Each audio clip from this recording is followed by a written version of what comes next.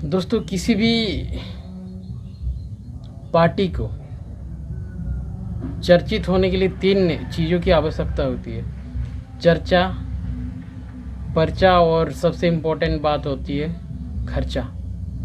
लेकिन आपको बता दूं, ये चीज़ें जो हैं वर्तमान में एक ऐसे पार्टी हैं जिनको मतलब बिना चर्चा, बिना पर्चा, बिना खर्चा के इतना मतलब लोकप्रिय हो चुकी है, लोगों के विचारधारा के साथ जुड़ चुकी है। और वो पार्टी है आपका JBKSS, जिसका अभी पंजीकरण हुआ है JLKM के नाम से, और उनका चुनाव चिन्ह है आपका कैंची चप।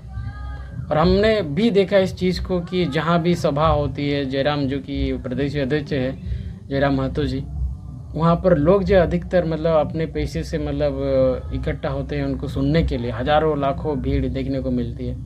ठीक है, तो चलिए हम लोग बात करेंगे आज अब कैंचागढ़ विधानसभा क्षेत्र की क्या हलचल रहेगी इस पार्टी की। तो आपको बता दूं कि आने वाले 2-3 महीने के अंदर ही चुनाव होने की संभावना है। और इसमें अगर बात करें इस नई पार्टी की, इस झारखंड के जो विधानसभा चुनाव में इचागढ़ में क्या भूमिका रहेगा, क्या इसमें हलचलें हैं, तो इसमें अगर देखा जाए इस पार्टी में ना अधिक से अधिक आपका शिक्षित युवा के जो जोश, जुनून, जज्बा देखने को मिलती है। बाकी में मतलब एक नए उभरते हुए पार्टी है। जैसे कि आपको पहले भी मैं बता चुका हूं कि किसी पार्टी को मतलब एक के उभरने के लिए चर्चा, पर्चा, खर्चा, ये सब चीज़ों की ज़रूरत होती है। लेकिन इसमें लोग जो है ना उनकी विचारधाराओं से जुड़ते हैं, अपने पैसे से, खर्चे से। जहाँ कहीं भी सभा होते हैं तो अधिकतर मतलब अपने पैसे से जाते हैं। मैंने इस चीज़ को देखा है। और मतलब इनकी जो विचारधाराएं हैं टीम की, 1932 खतियान आधारित स्थानीय नीति, नियोजन नीति की बात करते हैं। और अपने जो क्षेत्रीय भाषा, क्षेत्रीय संस्कृति को बढ़ावा देने के लिए बात करते हैं, उनको प्राथमिकता देने के लिए बात करते हैं। इसीलिए ये पार्टी बहुत ही मतलब उभरता हुआ पार्टी है और आने वाले विधानसभा में कहीं ना कहीं से ज़रूर जनता को प्रभावित करेंगे। एक परिणाम भी हमें देखने को मिलेंगे। तो चलिए हम लोग बात करेंगे मतलब इचागढ़ विधानसभा की। तो इससे पहले थोड़ा सा हम लोग देखते हैं कि कुछ महीने पहले ही आपका लोकसभा चुनाव हुआ। उस लोकसभा चुनाव में क्या भूमिका रहा है इचागढ़ विधानसभा में।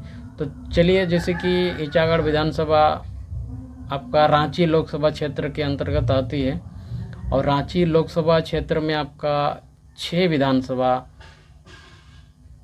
क्षेत्र आते हैं, उसमें से इचागढ़ विधानसभा एक है।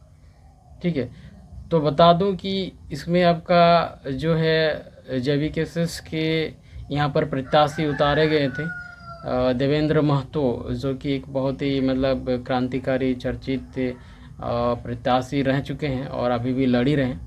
उनको अगर बात किया जाए, कुल आपका 1,32,642 के आसपास मतलब वोट मिले थे लोकसभा चुनाव में। और उसमें से आपको पता है कि 6 विधानसभा में से इचागढ़ विधानसभा में उसको 40,000 वोट प्राप्त हुए हैं।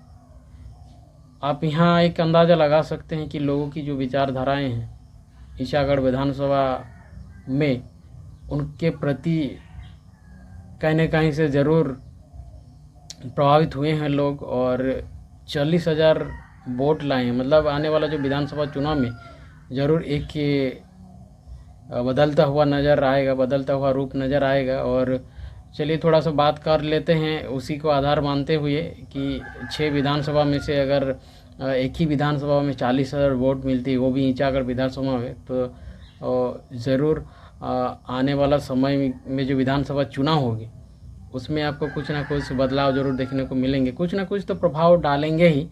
तो चलिए थोड़ा सा बात कर लेते हैं कि इचागढ़ विधानसभा में मतलब क्या रुख रहने वाली है JBKSS की।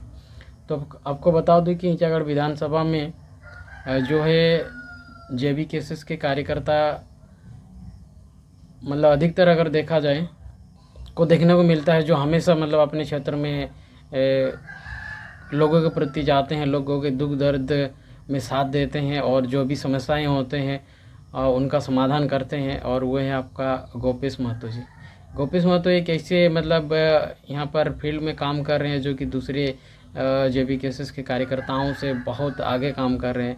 और दूसरा जैसे कि आपका तरुण महतो हो गया, ये भी एक थोड़ा बहुत सुनने में आ रहा है कि JBKSS की तरफ से एक दावेदार हो सकते हैं।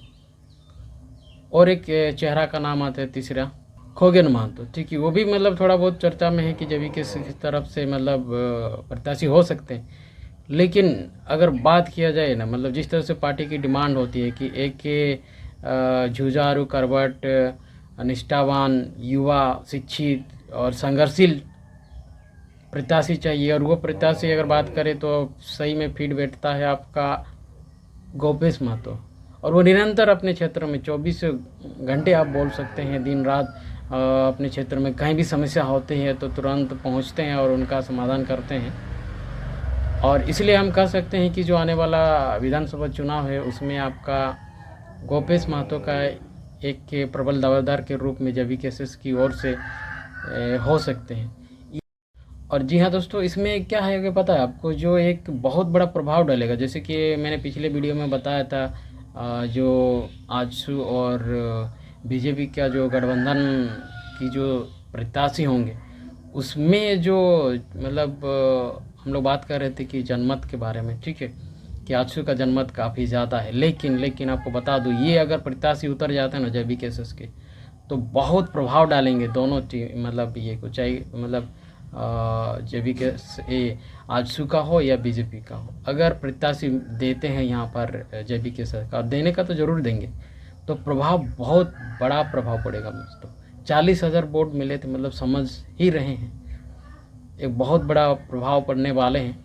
ये मेरा अपना निजी अनुभव है, आप सबों के सामने साझा किया। अगर आपको लगता है कि कोई और मतलब JBKSS के जो प्रत्याशी है वो हो सकते हैं, तो आप भी मतलब कमेंट पर शेयर कर सकते हैं। लेकिन मुझे जहाँ तक लग रहा है कि जो प्रत्याशी होंगे, तो मेरे विचार से, मेरे मतलब अनुभव से, वो आपका गोपेश महतो जी है, जो कि आपका JBKSS का एक संघर्षशील अपने क्षेत्र में निरंतर बने रहते हैं। और मेरे ख्याल से उनको ही ये जो JBKSS का टिकट है मिलनी चाहिए। और चलिए देखते हैं, मिलने चाहिए, मैं बोल रहा हूँ। अभी एक पार्टी की बात है, मतलब किसको टिकट मिलती है, लेकिन मेरा जो एक राजनीतिक आकलन था वो मैं आपको बताया कि जो JBKSS का अगर प्रत्याशी अगर इंचागढ़ में दे, तो वो गोपेश महतो एक फील्ड बैठते हैं, जो कि हमेशा निरंतर, आप सभी को पता है कि वो फील्ड में काम करते रहते हैं दिन रात। तो चलिए, मेरा ये एक निजी आकलन था, निजी एक विचार था। आप भी अपना विचार कमेंट बॉक्स खुला है, आप उसमें शेयर कर सकते हैं। और जोहार, नमस्कार, क्रांतिकारी, हुल जोहार।